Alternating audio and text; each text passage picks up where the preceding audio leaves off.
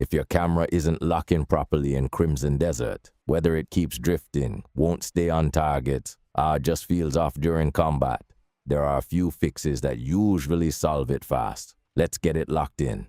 And quick heads up, if this helps, make sure you're subscribed so you don't miss fixes like this. First, check your camera and targeting settings. Go into settings and make sure lock-on/target assist is actually enabled.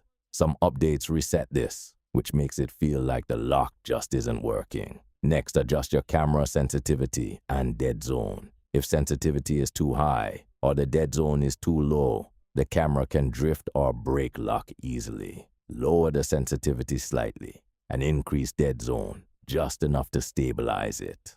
If you're using a controller, try reconnecting it or switching input modes. Input conflicts between mouse/keyboard and controller can cause lock-on to break randomly. Restart the game with only one input method active. Now check your keybinds or button mapping. Make sure your lock-on button is correctly assigned and not overlapping with another action. Rebinding it once can fix detection issues. Another fix is turning off camera autofollow or assist features temporarily. These can override manual lock-on and make it feel inconsistent during fights. If the camera breaks during combat, it could be a frame drop issue.